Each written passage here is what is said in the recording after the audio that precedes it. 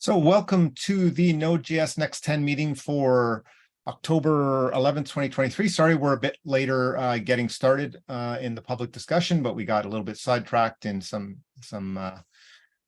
before we got kicked off things. So anyway, we will jump into the agenda, which was issue number 233. If everybody can add themselves into the minutes, so I'm going to just paste those here.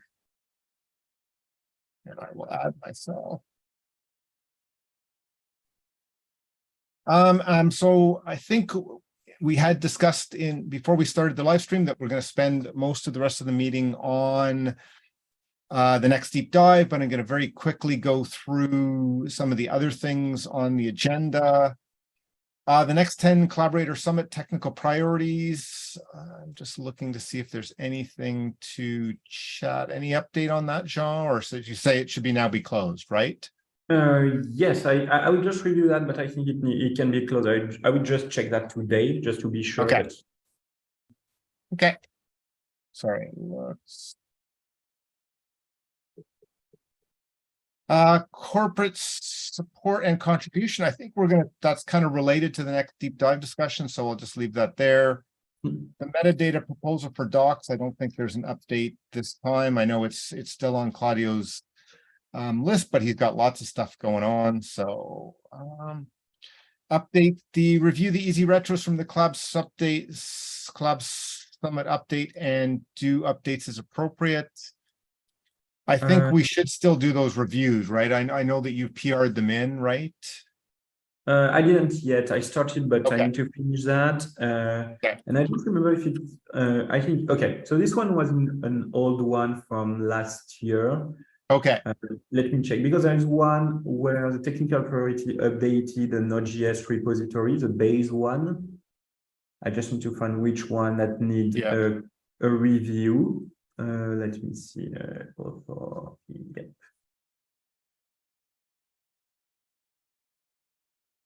Yep. Okay. Right. Yeah. Okay. That one I think was for updating, so we still have comments there. And yeah, for this one. So, but it's almost like we should do that for the recent one as well, right? Yeah, so the main idea would be to just validate this pull request, and then I will add a new one on some change, like minor stuff, but should be all. I think this one I updated all the feedback from everyone. So if you can if you have 5 minutes to review it, would be great. Okay. Yeah, maybe you want to mention people who had commented like, hey, I think I've updated, just so that. Yes, yeah, we'll do that. Okay. And then creating the communication channels to the JS newsletter periodicals. I think some good ideas from the Collaborator Summit. Michael still needs to collate, to summarize, and share, so we can discuss next. Did you see there was on my list? There was two. Did these get linked? This is a very long thread. Sorry, they might. Yep. Yeah, they did not get linked in here. Okay, so I opened an issue on the news feeder one about. Oh no, never mind. It comes back to social sharing news. Where's this thread? So this is Next 10 231. And I pinged in Jared and Adam from the changelog. Okay. Did you all see this? I'm just looking. So 231. I'll link it in the chat. Social sharing news with Darcy, you mean? The last message. And Darcy's the last comment. Yeah. So they have a submit page, which we should probably link up in here. And so I mentioned, and I think I made a little bit of a mistake of calling it, automating it. Yeah. What I meant more was what we should probably have is a automatic roll up, which then has like some human who gets pinged on a weekly or monthly basis to go and then take the highlights and submit them. Right. So I think that would be a great, And there's also linked in another related thread. Tyranny has a roll-up bot effectively. I don't know if y'all saw that. Right. I It's think like there's, weekly yeah. issue roll-ups from the whole org. So there might be like a way we could like take the output from Tyranny's thing, dump it in an issue, then have like a human go and like pull out the like 5, important ones, and then go and like submit that. It could even, maybe the thing could, again, we could have some automated things so that the human toil on this is, I think, is going to be the roadblock, right? That's why we've been doing like the automatic. It's like, who can we find who's interested to do some of that? We were hoping, I thought that like some of these newsletters actually did some of that, but a bunch of the feedback is like, we really want prepackaged, already written articles that we can just point to, right? And it's like, okay, our challenge is if we already had people writing those, we were trying to make the info available to the people we thought might write those things, but. Yeah, maybe we need like a program that recruits those people. I don't know. Yeah. Right. Like if we could, is there somebody who's not a technical person? Because like most of our contributors are technical people and they're not necessarily interested in writing the official Node.js blog, right? But maybe we could find the people who would be, right? Yeah, I mean, one example of this I just, loved on Express was Rand, who was from IBM and used to participate a lot in the technical committee meetings, but always came in and kind of said, I'm more of a technical writer and like, this is what I, Right. Oh, I think we may have lost Wes. Yep. Seems so. A post. I think we lost you for a little while there, but like. Sorry, I saw y'all freeze and then I wasn't sure if it was me or you, but yeah, okay. Where did I cut off? So it cut when you were starting to speak about Rand from IBM on Express. Yes, I was just saying we need more people like Rand who are like really willing to get involved in open source, but see them, their role is a little bit more on the like technical writer front. Rand, I think, was just my great example, but I'm sure we could find more. And I was saying maybe we could reach out to if we could put together an issue or a blog post about it, that we could then get to the OpenJS marketing folks and say, hey, can you start tweeting this out, or whatever. That could be a good way to like recruit folks.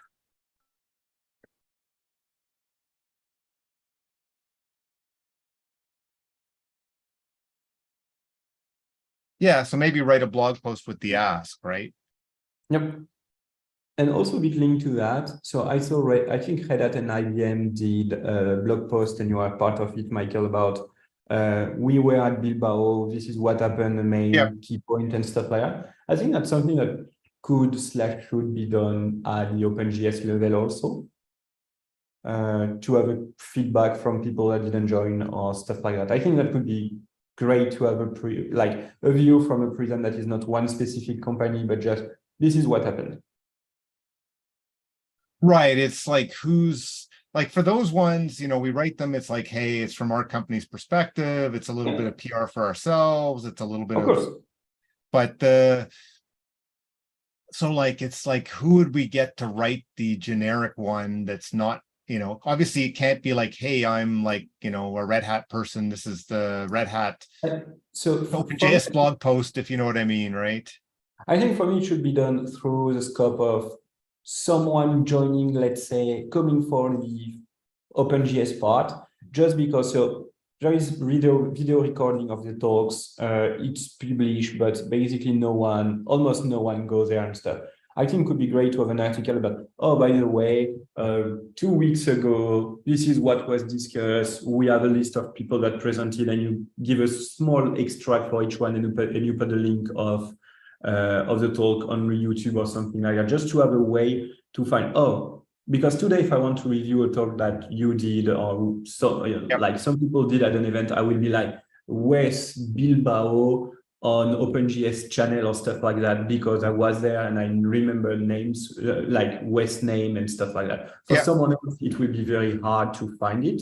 Whereas, oh, I'm going to the OpenJS and I have a list of previous events with a post about, oh, we will have an event at this time, at this date. And then after the event, you post like some kind of summary of what happened. I think that would be a good thing to put on our list of like I think we'll get into this as we start to talk about the deep dive, like the list of what the project would like the foundation to be doing for it, like trying to make that a little bit more explicit, right? Yep. That would be a good list, is like before and after every major Node.js conference, a summary of, you know, what was there, what was interesting, you know, because that does sound like an interesting thing. And so if we have that on the list, we can then see, because again, it comes down to there's a bunch of projects. Are they going to say, yes, we have resources to do that for all of the projects? But I think like making it specific, like, hey, this is something the Node project values out of the, you know, so would be good. We have this part of transparency, but for people that are not part of the project, it's really hard to find where people, conferences, stuff like that. So I think it's a great idea. I think we should just start building that list of things we would like. Yeah. I just added a quick message on the 231 issue, just to remember that and have a track on that somewhere. Yeah. Okay, so I like your idea about like maybe writing a blog post with the ask. So I've got that in the minutes, and we'll leave this one on the issue. So we've got 9 minutes left. I think maybe we should jump into the Node next deep dive, which was 228, right? Yes.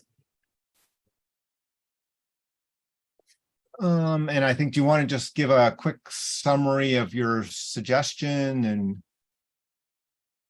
And so one of the main points, and like a topic that come back more than often on Parabata Summit, is like, what do we want to do on deep dive? I was proposing, because we tried to do a first one with serverless, could be great to have another one, as this is one of the core technology, or let's say use case, on when using cloud provider for a lot of company and people. And also another topic was everything linked to Node API, UV-WASI, and basically linking Node.js to another language for performances or new feature or capability. This is 2.1, and Wes also adding a good discussion about, and we also had a bit of discussion about that, about we can also focus that on not just a technical deep dive, but a more deep dive on project and how the project should evolve, continue, move, or stuff. But yeah, Wes.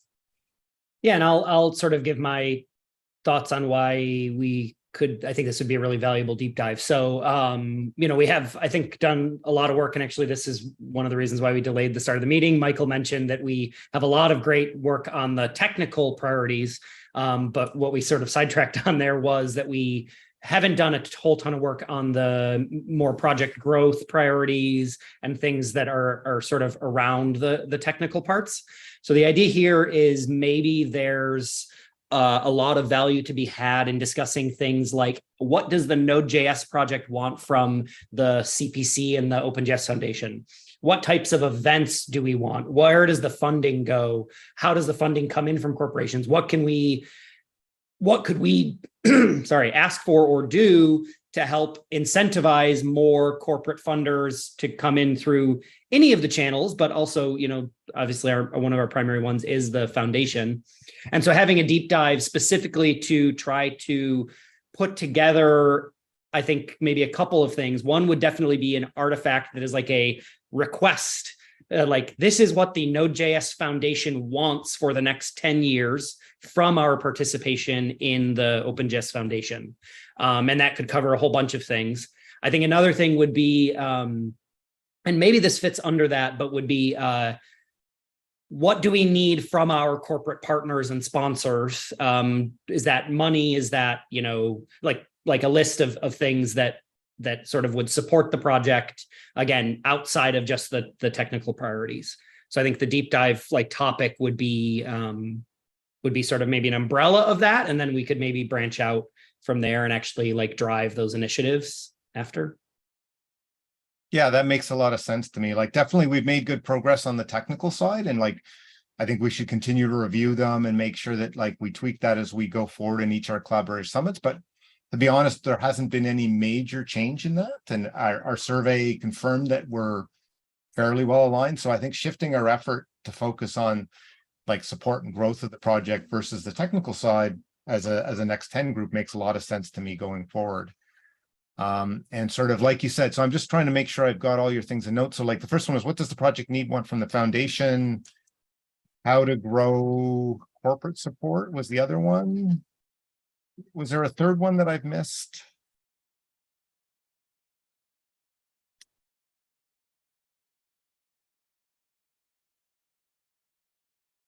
I don't know, Wes. I was wondering if there's a third one. Yeah, I'm trying to think back. Yeah, okay.